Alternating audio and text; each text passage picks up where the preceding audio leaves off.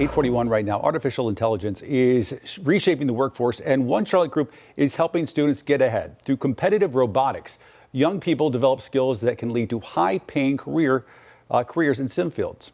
Robert Hillman joining me right now. He's the CEO of Queen City Robotics Alliance, or QCRA. Rob, welcome. Welcome. I'm going to explain what these things are in just a second. We're joined by a few robotics. First, though, for folks in the audience who hear robotics, AI, and they get scared, why shouldn't they be? They shouldn't be, because it's just like back in the day, if you came along with a buggy whip before we had automobiles, right? Yeah. Innovation continues to move forward. What generally speaking happens is you get new jobs and new kinds of things that create new opportunities for people. So one of the things that we want to do with our students is basically prepare them for the future, make sure they understand what AI is, and then understand how to use it as a tool, because that's what it is. It's basically a tool that everyone should learn how to use to enhance their capabilities and what they can do in life. And that's where your group comes in. Talk to me about your mission. What do you try to do? So Queen City Robotics Alliance is basically, we run a competitive sports practice facility in South Charlotte. It's a 12,000 square foot facility. It's got about 300 students, 22 teams.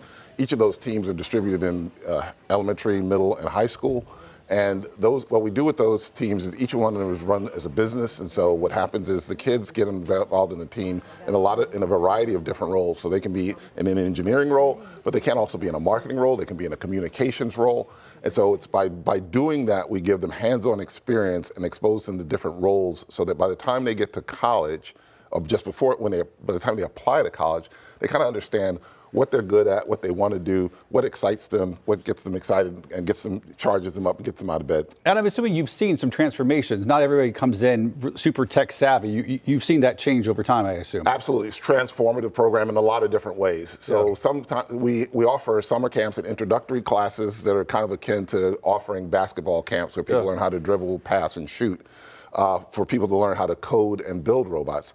And then what we do is and they also learn how to make presentations, because a large portion of anything in life, as you well know, is it's not what's in your head, it's how you get what's in your head out to people. And so that's the thing that we see the most transformation. We see kids come in who are shy, introverted, not willing to communicate, and then by the time they get to the end of the program, they're extraordinarily confident. They're very much at ease in their skin and describing to the judges who actually judge them in the competitions in describing what my robot does, what my role was, how this leads to future careers for me or for them, and such. So it's transformative in that way. And to that point, most students probably not at home right now watching this, but perhaps their parents are watching this.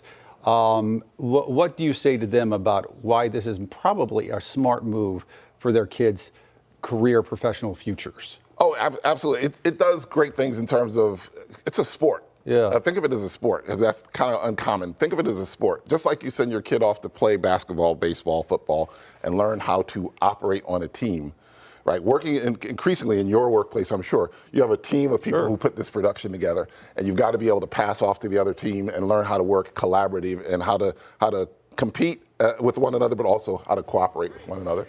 And so when we look at those skill sets, the ability to think critically, the ability to solve problems, the ability to communicate, those, generally speaking, are high-paying jobs, right? And if you're a parent, what you really want to do is have your kid get off your payroll to go into the workforce and to be able to, cut you a check and maybe buy dinner for you from time to time. And those skills are also transferable to any number of fields, even beyond, AI or robotics. All right, I want to get to our toys here.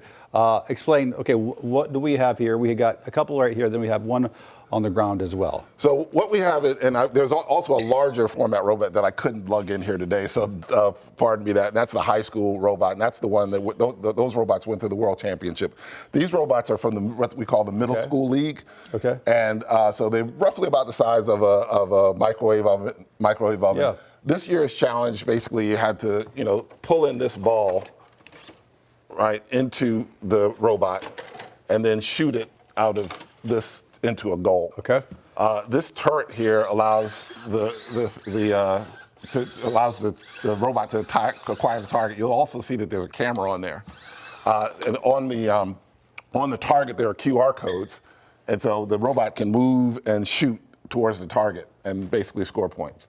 And so what happens with each of the leagues in the beginning of the year, the beginning of the season, a challenge is defined. This year's challenge was you've got to pick this thing up off the tarmac, suck it in, shoot it out. And that's the middle school one. That's the middle school. That's the high school one. Well, it's middle school. Actually, technically, most of the kids in these two leagues are middle. And you can see both of these robots were designed to solve the same challenge. So this one, you see, it would intake it it the here same way, but just and shoot pops it, out. Right. What do we have here? Down on the floor is what we call our taco bot. It's our demonstration robot, and what it does, it's for things like this where we. All right.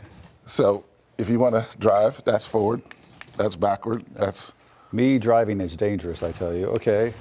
Very nice. Okay. And so what does this one technically do? Like those through the ball, what does this do? This is more of a demonstration robot. So this is what, if you, excuse me 1 second, let me just show you what it does. It normally, because we're confined a little bit here on stage. Wow. Okay. So it shoots those into a target.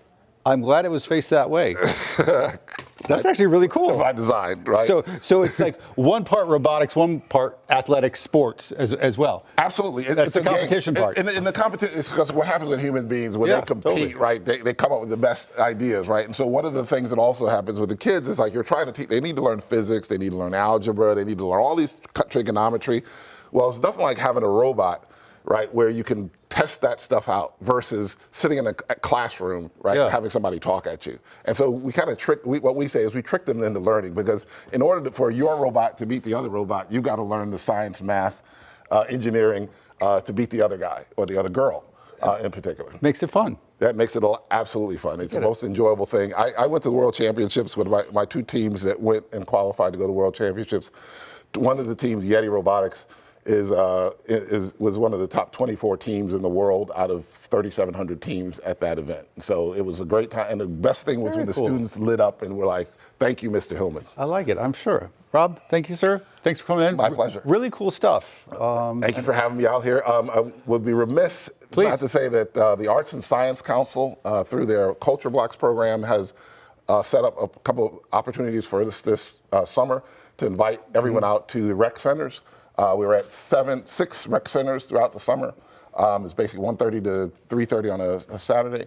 And what we want to do is get the community to come out and they'll get to drive the robots, the large format robots, the small format robots. We also have summer camps where we're trying to get kids engaged and involved at the elementary level. Yeah, and get those kids out of the house and making money. Get them out of the house making money and having fun.